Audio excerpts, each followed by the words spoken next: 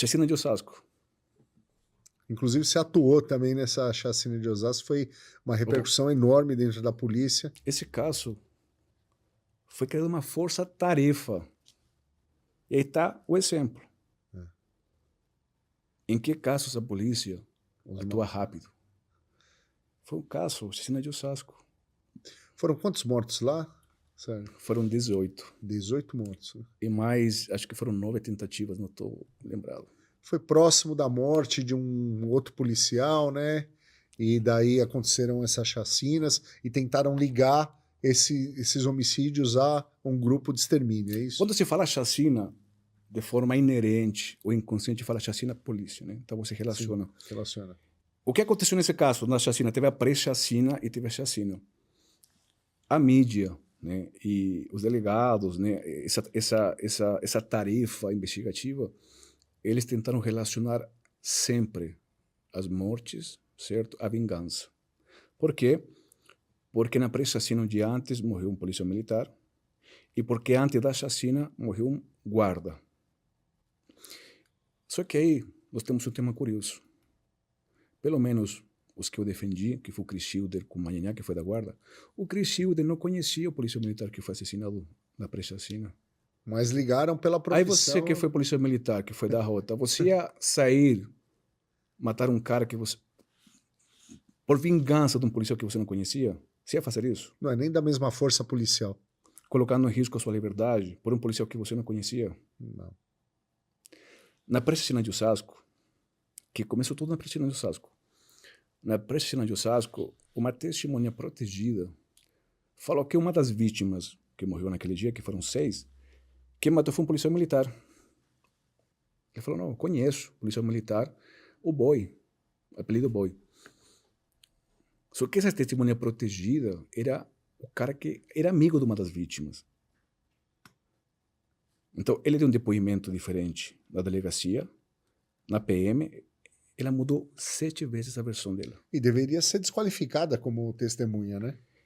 Ela falou que o carro era um Civic, depois falou que era um Polo, depois falou que era um Golf, falou que ela viu quando os policiais jogaram um cadáver no córrego, falou que depois que não viu, falou que os caras ficaram 2 horas lá, depois falou que 1 hora. Ela deu 7 versões da pré-chacina. Ela falou, não, o policial que matou o rapaz lá, o Micael, é o Boi. O cara é dono de veículo, o cara tem civil, militar, trabalhando para ele, anda de X1. O cara montado na grana. Deu as características todas do... E ele mora na rua da minha mãe. É. Só que aí, o delegado apresentou fotografia dos policiais militares e nessa fotografia estava o Vitor Chris Schilder. Ele falou, foi essa aqui. Foi essa aqui, o Chris Schilder. Ele apontou. O Chris Schilder, ele estava a serviço. Tinha uma escala de serviço na Escala hora. de serviço. Como que ele ia sair da escala, ficar 1 hora esperando num Civic para matar um cara que ele nem conhecia? Mas só pior disso, a investigação continuou. No reconhecimento pessoal que teve, ele viu e falou assim, não reconheço o Boi aí. Quando o advogado da defesa saiu, no outro dia apareceu o reconhecimento positivo no processo, que ele reconheceu o Victor. E ele fala aí embaixo, o delegado coloca que o reconhecedor só não falou no dia porque ele se sentiu ameaçado pelos advogados. Ou seja, o advogado falou, não reconheceu, foi embora, o delegado foi lá... E mudou. Mudou. Após 2 meses, 2 investigadores foram no local, que ele falou, não, o Boi mora na mesma rua da minha mãe. Foram lá, na porta, aqui mora um Boi, polícia militar, morava, ele mudou. Ele chama Vitor Chris Schilder? Não, ele chama Rodrigo. Mostrou a foto, esse aqui? Não. E a moça falou, ele morou nessa casa mais ou menos 2 anos. Eles foram lá. Chegaram na casa e falaram assim, aqui morava, o policial também morava, Rodrigo. Ele era casado com fulana. Como que ele chama? Rodrigo. Os investigadores acharam que ele era o Rodrigo. após 2 meses da pré-chacina. Só que não apresentaram. Eles apresentaram um relatório. Eles fizeram um relatório falando: o boi não é Vitor Cristilder, o boi é Rodrigo X, com fotografia. O delegado fez alguma coisa? Não. Ficou só no relatório. Mas por que, Andrei? Por que você acha que isso aconteceu? Porque já estavam determinados a. Já tinham. Estava pré-concebido o que tinha acontecido. As 2 armas do Cristilder foram apreendidas, que eram um 40 e um 38. Só que a arma utilizada para matar a vítima atribuída ao Cristilder foi por 380. Então, balisticamente, eles não conseguiam relacionar. Quando chamaram os donos dos comércios, falaram assim: você conhece esse cara aqui? Eu boi. Não, esse cara aqui não conheço. Ou seja, dono de veículo, ninguém conhecia ele. A única prova que eles tinham, sabe o que era? Uma testemunha protegida. Que era falha, né? Aí tá. Se essa testemunha protegida, ele era desqualificada, porque se ele errou para falar que foi o boi, o Cristilder, ele estava mentindo. Sim. E a credibilidade caía por terra. Qual outra prova eles tinham? Nenhuma. Ele chegou a ficar preso? Ficou. Nós conseguimos absorver o Cristilder na pré-chacina por negativa de autoria e a gente foi no júri da chacina, no segundo júri, quando ele é absolvido. Ele ficou preso. E aí ninguém devolve esse tempo para ele. Como eu vi vários policiais que foram presos e depois viram que não tinha nada a ver e voltaram para a polícia. Com esses policiais até ficaram 2 anos presos, voltaram, pediram até baixa porque perderam todo a vontade de trabalhar na polícia. Quando eu fui no segundo júri, que foi contratado após que o Dr. Campanini conseguiu reverter a decisão, a primeira contestação minha, sabe qual foi? Eu juntei uma entrevista do promotor, que ele deu para um jornalista, Rogério Pagani, acho que é da Folha, e ele fala: não existem provas contundentes contra os réus. E eu juntei. E fui lá no júri e falei o seguinte: a primeira contestação que eu vou falar para vocês, jurados, é o seguinte: o promotor que está aqui sentado, nem ele acredita que ele foi.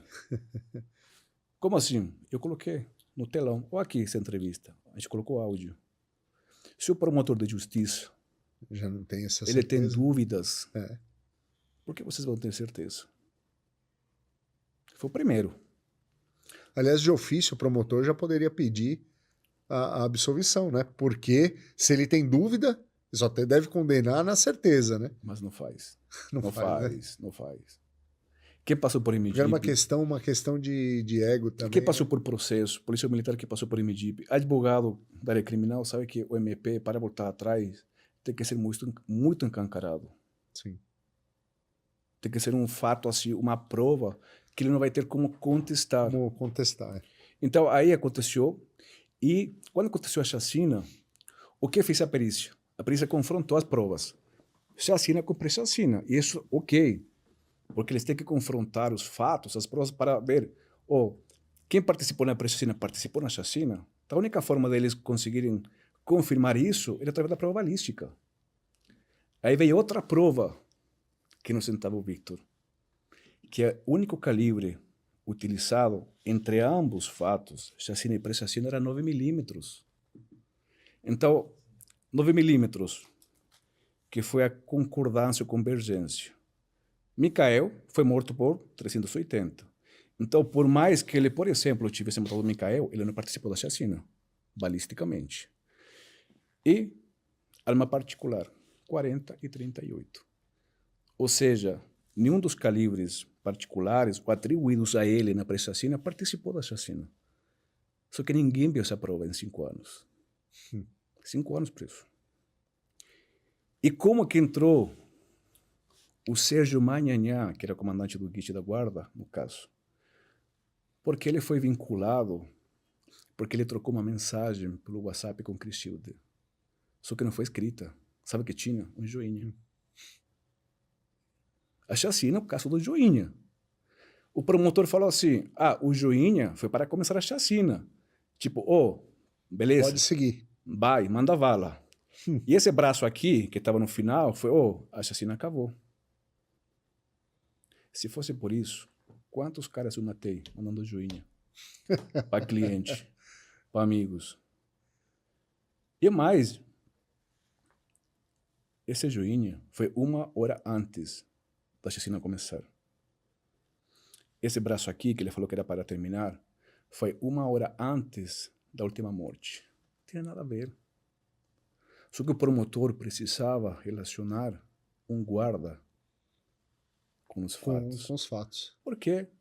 Não eram os policiais que... Porque qual que era a tese do Ministério Público? Vingança. Então morreu um policial militar e morreu um guarda. Você tinha que ter um guarda, porque era vingança. Era uma quadrilha de extermínio. Aí quando você vê a denúncia, fala assim, autores não identificados, só que ele menciona Chris Schilder, Manhanhá e os outros 2. Nenhum deles foi acusado de forma direta. Todos eles por auxílio material ou intelectual. Ficou alguém condenado nessa... 2. Assim, 2? O Thiago e o outro policial lá. Policiais militares. 2. Mesmo com todas essas falhas... Vou te falar outra coisa. A chacina tem muitas falhas. Eu vi os laudos de confronto balístico. Tem falhas, tem falhas. Eu coloquei no meu parecer. E é um material vasto, né? Porque morreram muitos. Porque se você consegue... O que eles relacionaram os casos, chacina e pré-chacina, pelo confronto balístico. Só que tem falhas nos confrontos. Eu apontei as falhas. Então, talvez aqueles 2 que estão presos sejam inocentes.